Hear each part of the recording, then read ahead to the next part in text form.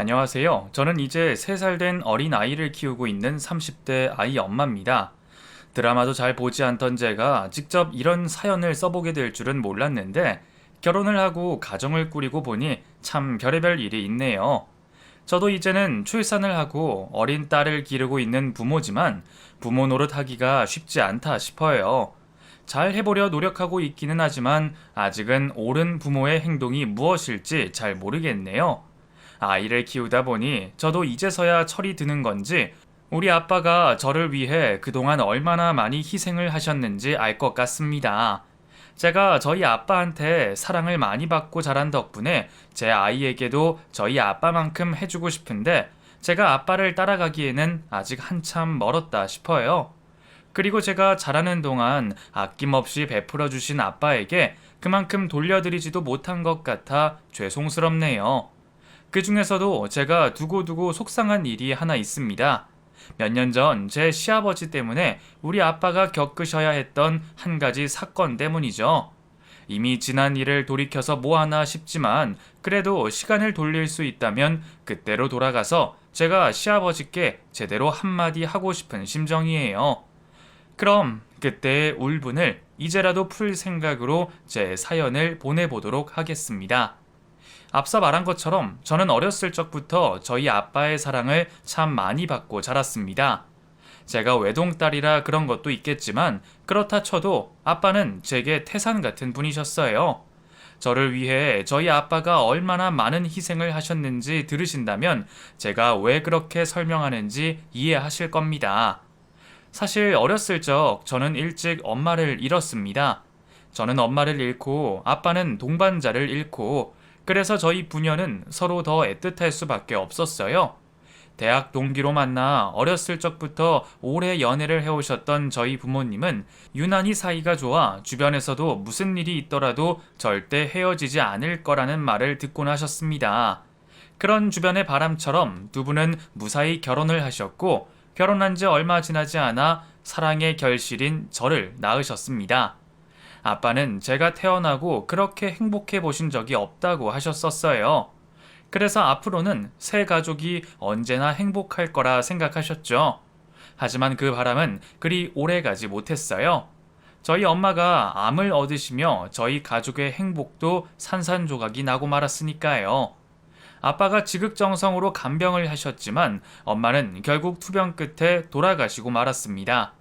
그때가 제가 막 초등학교에 입학했던 시기였고 엄마를 떠나보내기에는 너무 어린 나이였네요.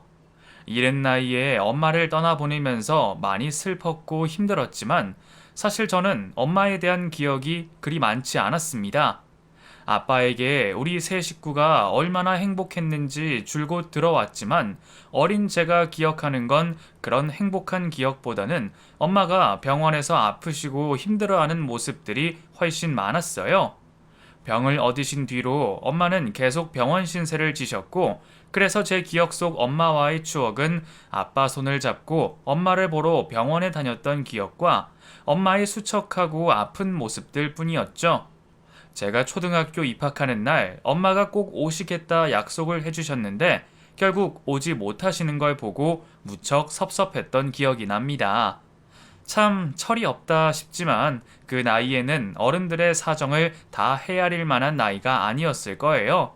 그래서 저는 엄마가 돌아가신 후에도 엄마가 세상에 없다는 걸 잘 이해하지 못했습니다.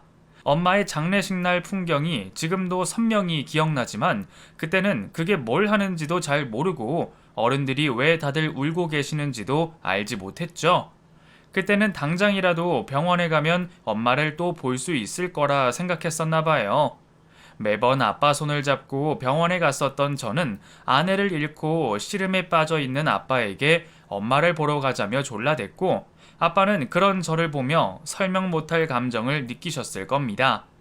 제게 차마 설명도 못하시고 언젠가 병원에 가자 하시던 아빠를 기다리던 저는 그걸 기다리지 못하고 어느 날 학교가 끝난 뒤 혼자 병원으로 가기로 마음먹었습니다.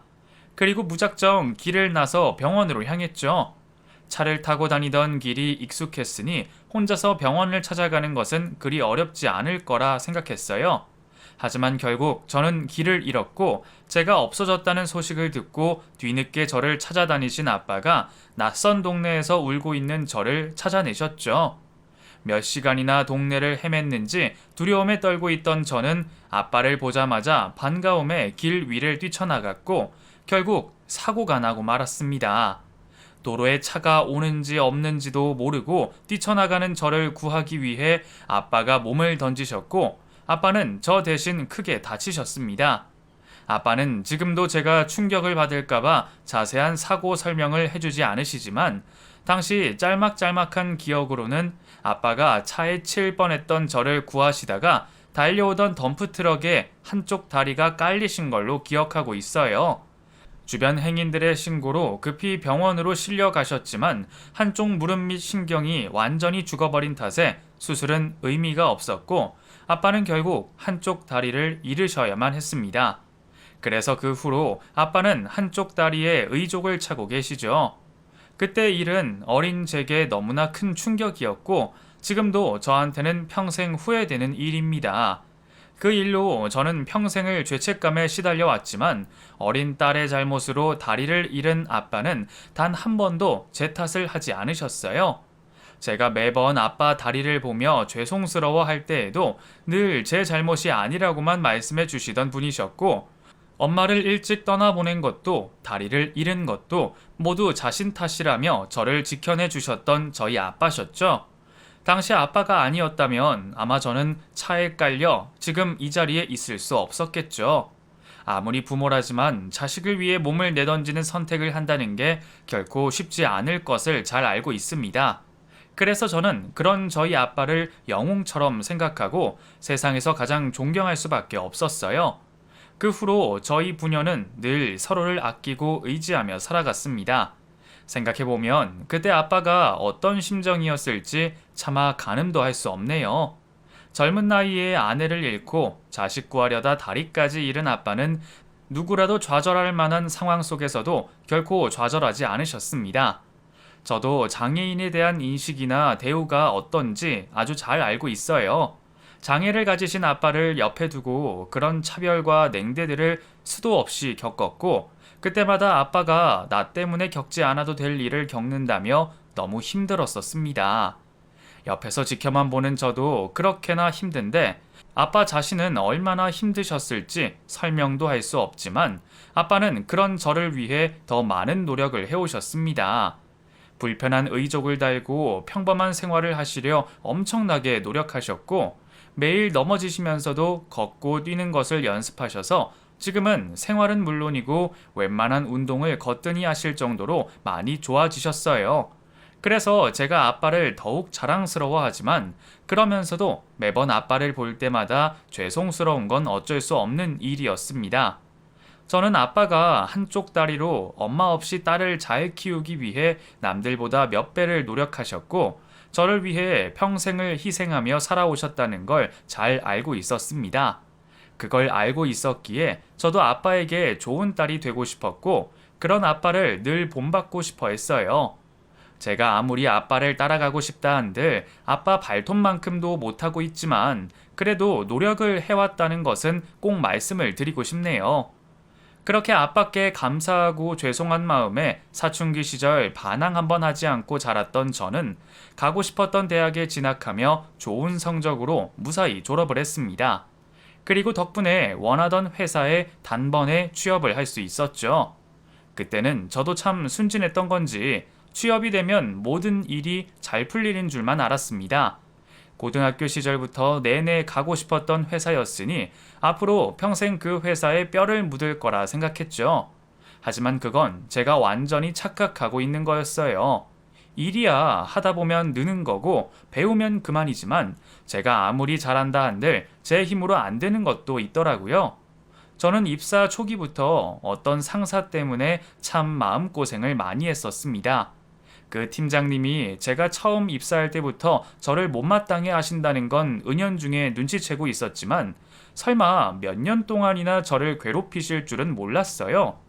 처음에는 신입이라 실수도 많고 뭐든 제 잘못이겠거니 내 탓이겠거니 하고 참고만 지냈는데 시간이 지나고 나니 제게 잘못이 없다는 걸 저도 알게 되었죠.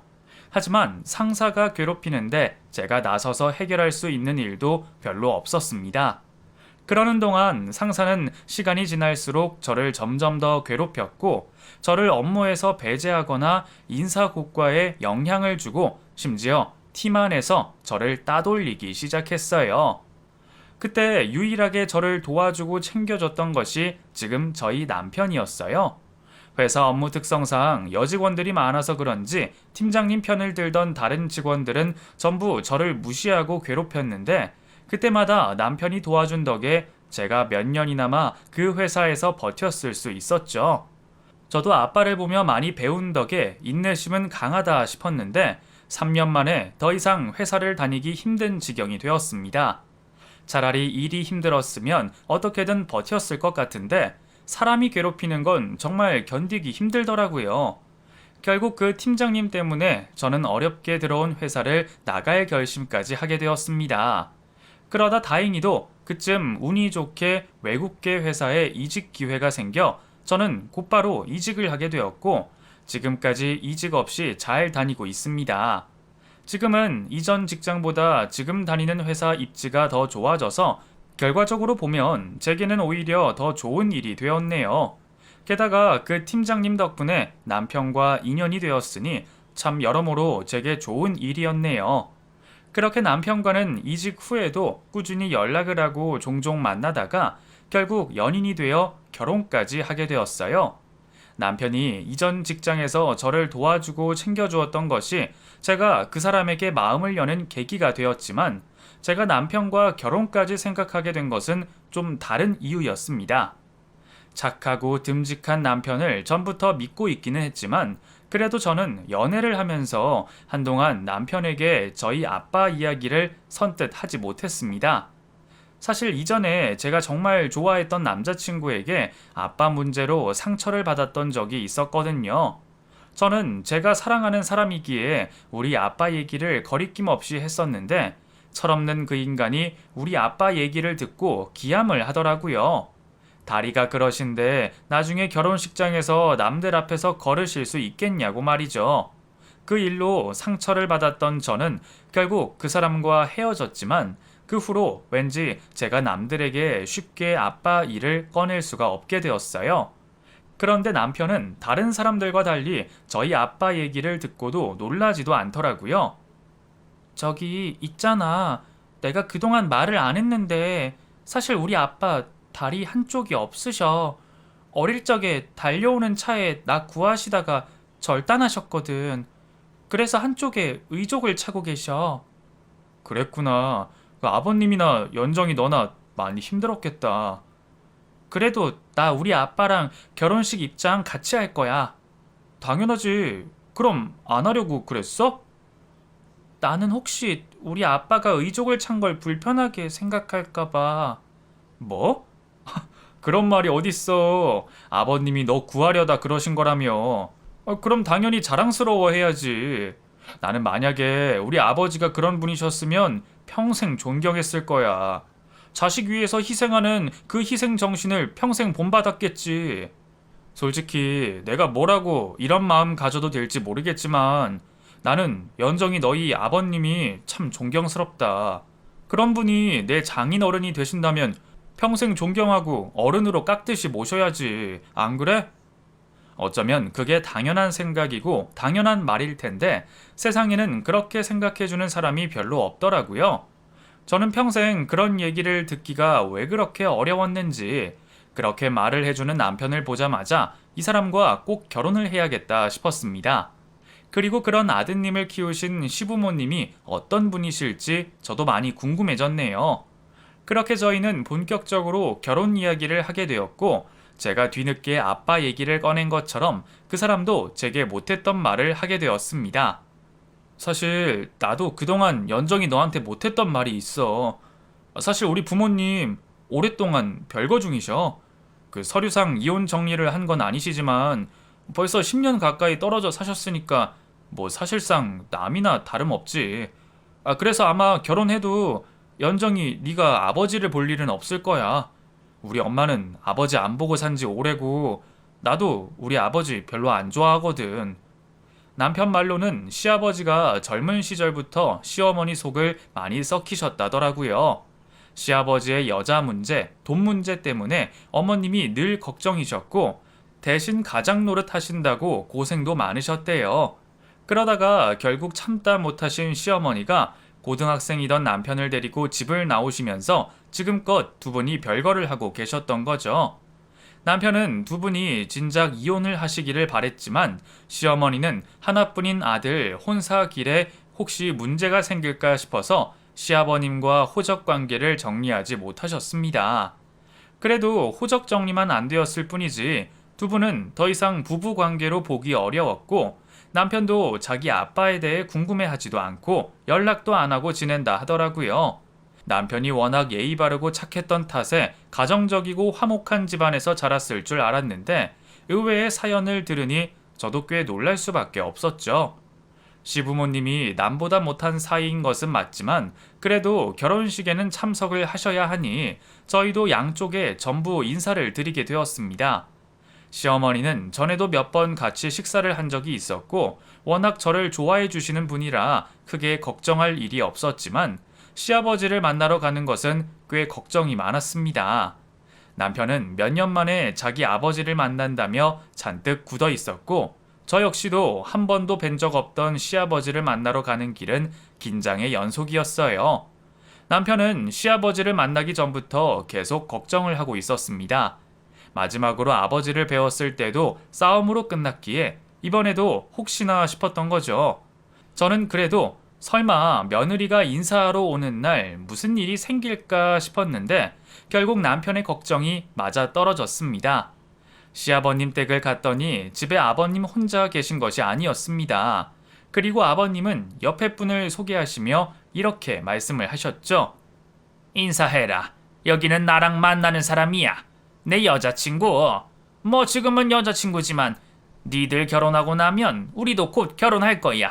그러니까 며느라기 너도 결혼하고 나면 이 사람한테 제대로 시어머니 대접해라. 알겠니? 아버지, 정말 생각이 있으신 거예요? 자식 혼사를 망치려 그래도 정도가 있지. 지금 뭐 하는 거예요? 내가 이래서 당신을 싫어하는 거예요. 정말 아버지가 끔찍해요. 남편은 그 일로 엄청나게 화가 나서 시아버지랑 대판 싸우고 저도 당황해서 결국 제대로 인사도 드리지 못하고 자리를 나오게 되었어요. 가는 내내 남편이 왜 그렇게 시아버지를 걱정하나 했더니 저도 시아버지를 직접 뵙고 나서야 그 이유를 알 수 있었네요.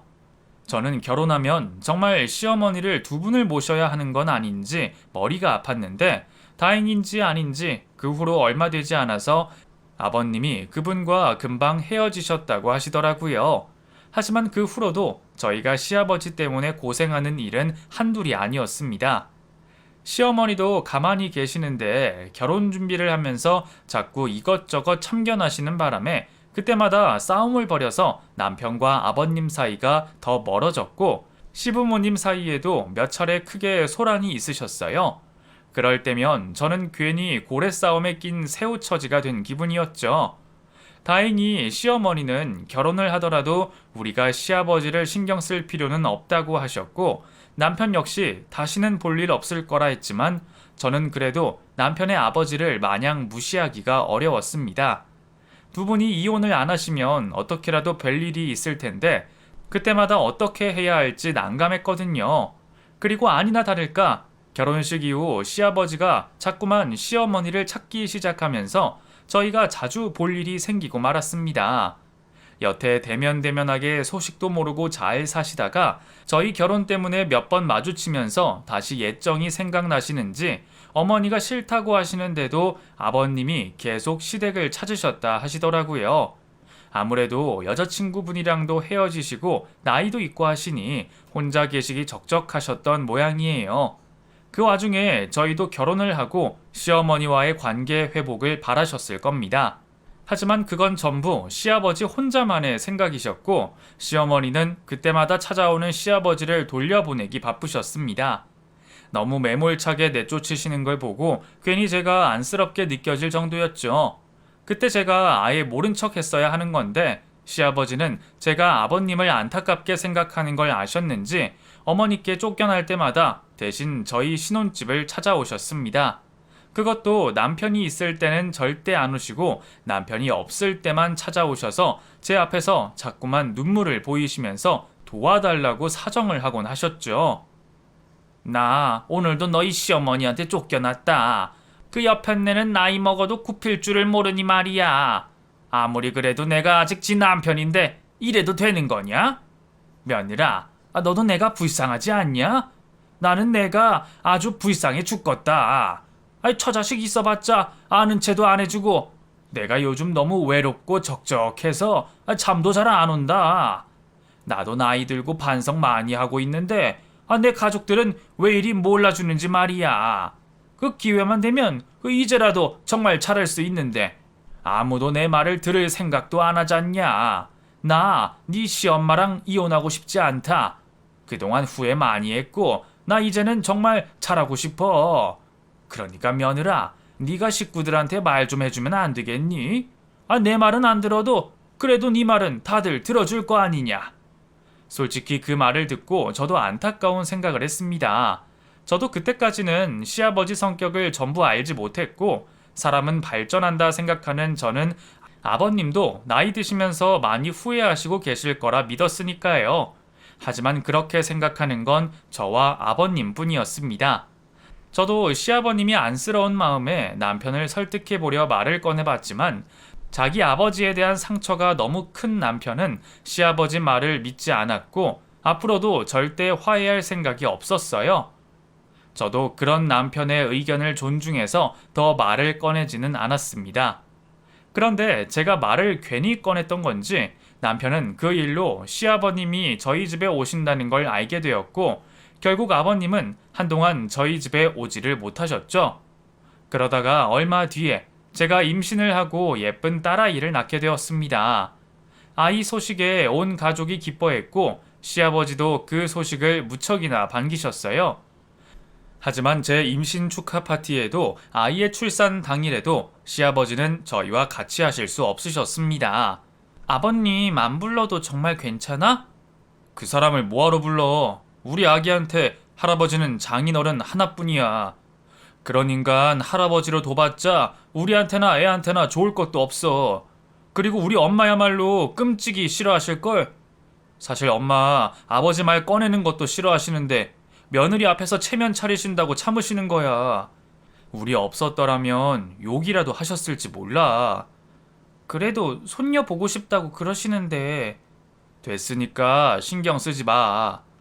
저는 그런 남편의 마음을 이해하면서도 한편으로는 시아버님이 안쓰러웠고 당시에는 제가 며느리로서 아내로서 어떻게 하는 것이 가장 최선의 방법일지 알지 못했어요. 게다가 아이가 태어난 후로 저한테 남편 몰래 자꾸만 집 근처에 오셨다고 손녀 한 번만 보고 싶다 하시는 아버님을 제가 매번 쫓아내는 것 같아서 썩 유쾌하지 않더라고요.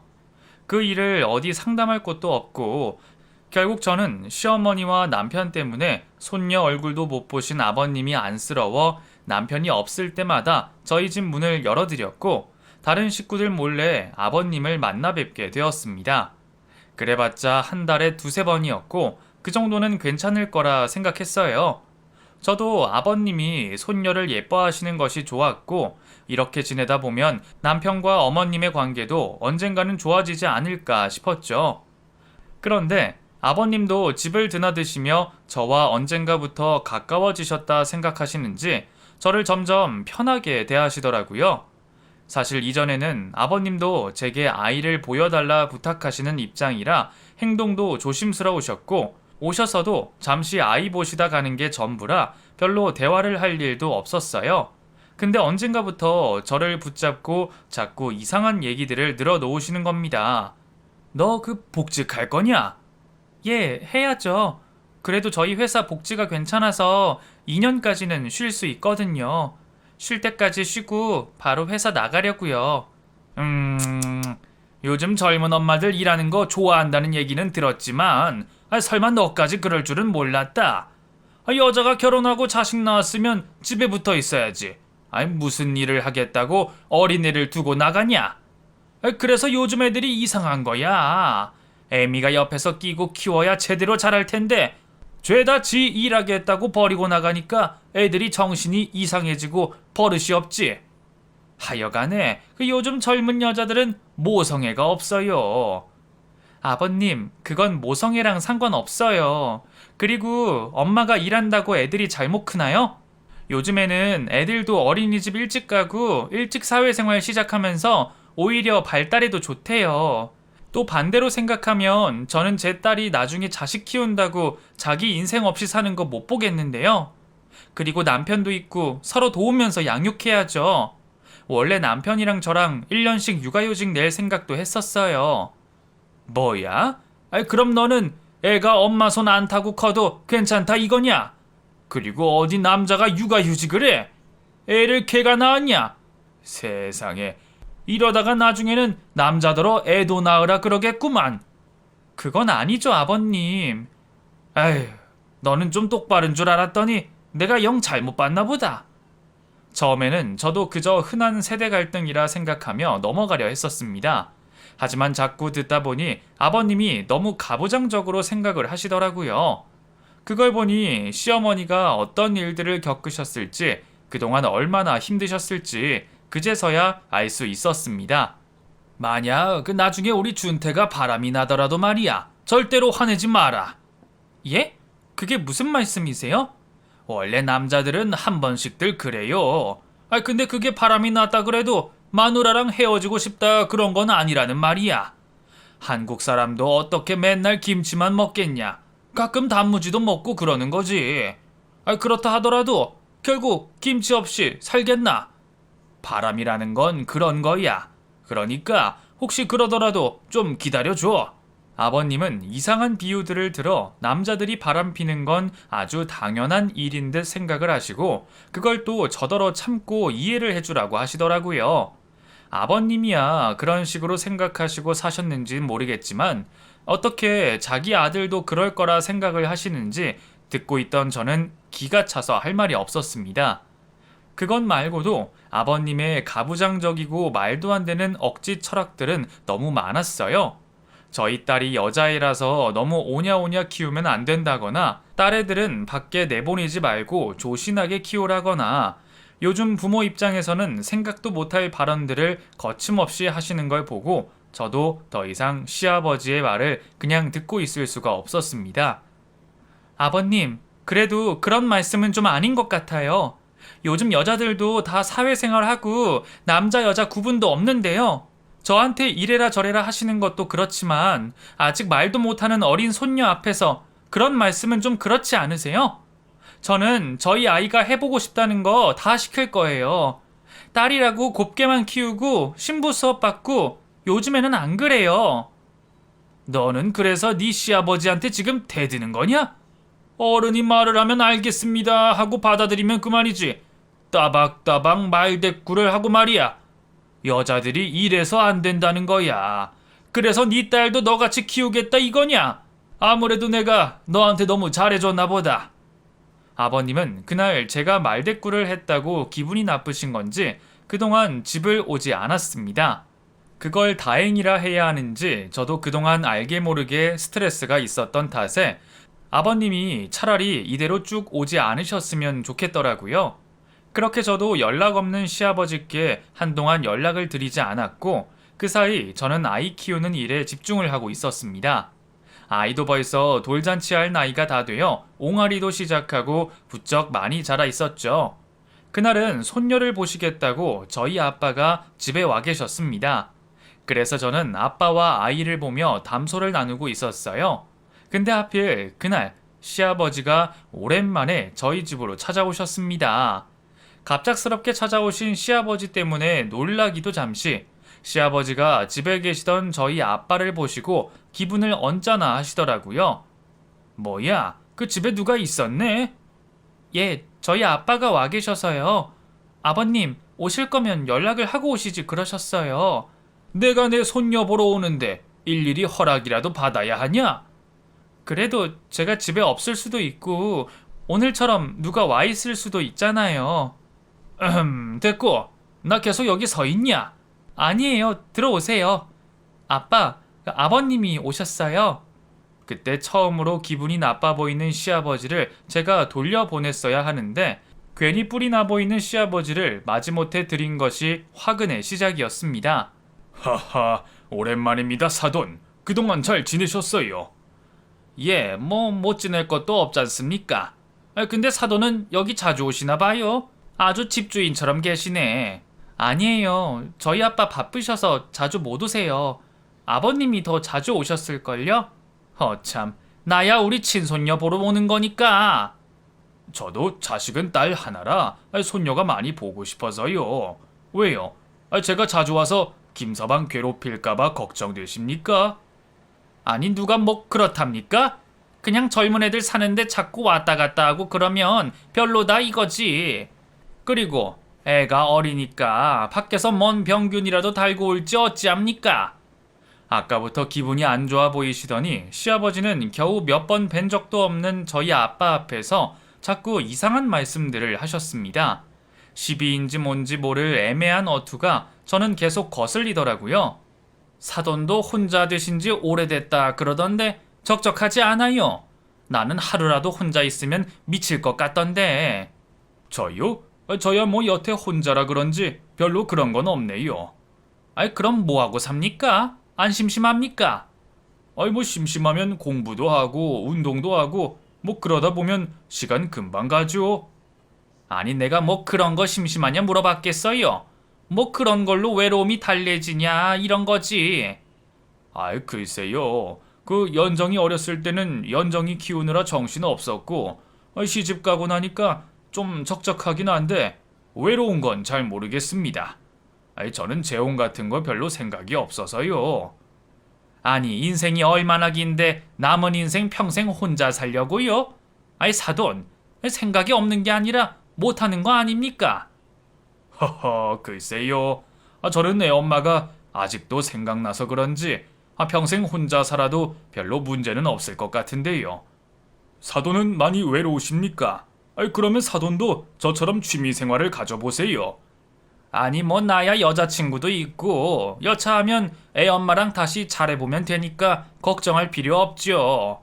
내 걱정할 게 아니라 자기 걱정을 해야지. 그 사돈 다리도 하나 없는데 남자 구실은 할 수 있어요? 위태위태하다 싶었더니 시아버지가 결국 하면 안 될 말을 뱉고 마셨습니다. 생각이 짧으신 건 알고 있었지만 그래도 설마 사돈한테 그런 말씀을 하실 줄은 몰랐네요. 어쩌자고 그런 말씀을 하시는지 제가 다 화가 나고 어이가 없더라고요. 그래서 계속 두고 보던 저도 한마디를 하고 말았습니다. 아버님, 지금 대체 무슨 말씀 하시는 거예요? 저희 아빠가 다리 하나 없다고 뭐라고 하셨어요? 어떻게 그런 말을 하실 생각을 하세요? 제가 무슨 말이라도 해야 했는데 너무 화가 나서 그런지 무슨 말을 해야 할지 모르겠더라고요. 그런 저를 가로막으신 아빠는 화도 나지 않으신지 담담하게 시아버지를 대하셨습니다. 연정아, 됐다. 그 아빠가 알아서 할게. 그 사돈이 아무래도 아빠가 많이 걱정되시나 보다. 사돈, 제가 남자 구실이나 제대로 할까 궁금하십니까? 궁금하시면 해결해 드려야지. 어디 저랑 씨름이라도 한번 해보실래요? 씨름이요? 하하, 사돈, 딸 앞에서 허세라도 부리고 싶으신 모양인데 그 몸으로 저한테 덤비면 안 되죠. 나 왕년에 운동 좀 했습니다. 아무리 지금 나이 들었다 그래도 다리 없는 사돈 하나 못 걷겠습니까? 그럼 더 잘 됐네요. 저도 체급이 맞아야 할 맛이 나니까요. 뭐 그 사돈이 저보다 좀 더 크시지만 한번 해봅시다. 뭔가 잘못 생각하신 것 같은데 이거 나중에 병원비 달라 그러면 안 됩니다. 시아버지는 저희 아버지를 물로 봐도 너무 물로 보셨습니다. 당연히 시아버지가 이길 거라 생각하시는지 아무 의심 없이 저희 아빠 도발에 넘어오시더라고요. 그런데 사실 저희 아빠 절대 약하지 않으시거든요. 다리 하나 없이도 잘 살 수 있다는 거 보여주시겠다고 환갑 넘는 지금도 매일 운동을 거르지 않으시고 때마다 철인 3종 경기도 완주하시는 분이십니다. 저희 남편도 어렸을 때 유도도 배웠고 지금도 몸이 꽤 좋은 편인데 우리 아빠랑 팔씨름하면 남편도 못 이겨요. 그러니 나이 드시고 운동 하나 안 하시는 시아버지는 저희 아빠와 겨룰 수도 없죠. 아빠는 시아버지를 단숨에 들어 올리셨습니다. 어린아이처럼 덜렁 들린 시아버지를 보니 조금 웃기기도 했어요. 이게 지금 뭐 하는 겁니까? 아이, 내려줘요, 빨리! 아이, 사돈, 저한테 사과 안 하실 겁니까? 아니, 진짜 이 양반이 지금 뭐 하자는 거야? 아빠는 시아버지를 계속 들고 계시더니 끝까지 사과 없는 시아버지를 번쩍 들어 소파로 던져버리셨습니다. 어때요? 이 정도면 힘 좋은 겁니까? 내가 남자 구실 하는 거예요? 오늘은 쇼파지만 다음번에는 밖으로 던질 거니까 앞으로 조심 좀 하십시다. 그 사돈 간에 괜히 문제 만들어서 서로 좋을 게 뭐가 있습니까? 안 그래요? 예, 죄송합니다. 제가 실언했습니다. 기분 많이 상하셨거든 보십시오. 그 아가, 나는 가보마. 던져진 시아버지는 그제서야 깨갱하시더니 아빠 앞에서 사과를 하셨습니다. 그리고 도망을 치듯 곧바로 저희 집을 뛰어나가셨죠. 아빠, 아버님 때문에 기분 많이 상했지. 미안해. 내가 진작 말렸어야 하는데 시아버지가 좀 조심성이 없으셔. 그게 왜 네 탓이니? 아빠는 괜찮다. 그리고 사돈도 내가 다리 한 짝 없이 어찌사나 궁금하셨나 보지. 이제 궁금증 해결해 드렸으니 다시는 안 그러겠지 뭐. 아빠는 아무렇지 않으신 척 말씀을 하셨지만 은근히 속이 상하셨다는 걸 저는 알고 있었어요. 그래서 저희 아빠에게 그런 상처를 준 시아버지를 더욱 용서할 수가 없겠더라고요. 아빠에게 던져져서 혼 좀 나셨겠지만 제 마음이 그걸로 풀리지는 않더라고요. 그 후로 한동안 소식이 없던 시아버지가 일주일 뒤쯤 제게 전화를 주셨습니다. 너 왜 여태 전화가 없냐? 내가 네 연락 기다리다가 먼저 전화를 걸어야겠냐? 너 나한테 사과 안 하냐? 네 아버지가 실수했으면 자식인 네가 대신 사과를 해야지. 어디 어른한테 그런 짓을 하고 사과 한마디 없이 넘어가려고 하고 있어.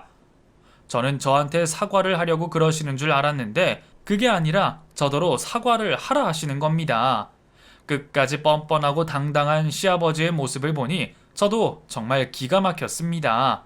제가 그동안 이런 시아버지를 안쓰러워하고 챙겨드린 게 뒤늦게 후회가 되더라고요. 그래서 저도 더 이상은 후회하고 싶지 않은 마음에 솔직한 마음을 전했어요. 아버님, 지금 누가 누구한테 사과받겠다고 그러시는 거예요?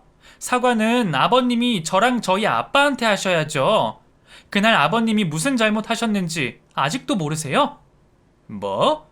내가 말 좀 한 거 가지고 기분이 나쁘다 이거야? 아니, 가족끼리 그런 얘기 좀 할 수도 있지.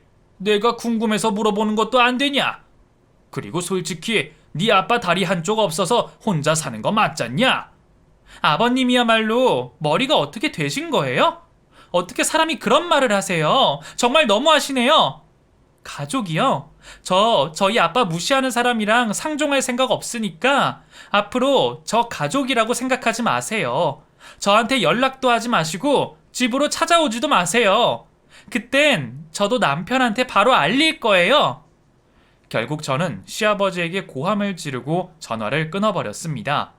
하고 싶은 말을 해서 속이 후련하기는 하더라고요. 그런데 그걸 시아버지가 시어머니께 전하셨습니다. 아버님이 시어머니께 며느리 단속 잘하라며 제가 싸가지가 없다고 난리 나서 전화를 하셨던 거죠. 시아버지는 어머님이 자신의 편을 들어줄 줄 아셨는지 대신 혼 좀 내라 전화를 하셨지만 어머니 생각은 크게 다르셨습니다. 뒤늦게 시아버지 만행을 아시고 저와 저희 아빠에게 죄송하다며 대신 사과를 전하셨으니까요. 연정아, 내가 그 인간한테 그동안 얘기 다 들었다. 아유, 네가 그 인간 때문에 혼자 마음고생이 얼마나 심했을꼬. 게다가 사돈한테도 못할 말 다 했다면서. 이 인간을 내가 아주 당장 가서 잡아 족치던가 해야지. 그 인간이 노망이 들었나. 진짜 왜 그러는 거야. 지 아들이랑 지 마누라 여태 고생시켜놨으면 이제라도 정신 차리고 살 것이지. 어디 귀한 며느리랑 사돈 앞에서 그런 행패를 부려. 내가 이번 일로 생각을 고쳐먹었다. 어차피 곧 살다 떠날 거 이혼까지 해야 되나 싶었는데 내가 이번에야말로 그 인간이랑 깨끗하게 이혼하고 아주 잘라낼 거다. 시어머니는 그 일로 화가 많이 나셨는지 그동안 미루어 오셨던 이혼을 결심하셨습니다. 그리고 곧바로 이혼 변호사를 구해 이혼 소송을 하셨죠. 쉽게 이혼 못한다 버티는 시아버지 때문에 재판이 길어질 수밖에 없었어요. 저 때문에 괜히 고생하신다 싶어서 죄송스럽기도 했지만 괜찮다고 말씀해 주시는 어머니와 잘된 일이라 말해주는 남편 덕분에 마음을 놓았습니다. 그리고 몇 달이 걸려서야 어머님이 이혼을 하시고 아버님께 재산 분할까지 받아내셨다 하시더라고요. 내가 웬만하면 돈 같은 것도 안 받고 그냥 갈라 설라고 그랬는데 그 인간 하는 짓이 하도 치사하고 더러워서 끝장을 봤지 뭐. 그 얼마 되지는 않지만 이걸로 내가 우리 며느리 선물해주마. 내가 네 덕분에 이 지긋지긋한 인연을 끝낸 거 아니니? 진작 이렇게 됐어야 할 일인데 말이야. 결국 시어머니는 황혼 이혼을 하셨고 말년에 시어머니께 기대어 외로움을 달래보려 하셨던 시아버지는 가족도 며느리도 손녀도 모두 잃은 채 다시 쓸쓸히 지내시게 되셨습니다. 그리고 나머지 가족들은 지금도 아무 문제 없이 잘 지내고 있어요. 그럼 앞으로도 이렇게 평화를 유지할 수 있기를 바라며 제 이야기를 여기서 마치도록 하겠습니다. 감사합니다.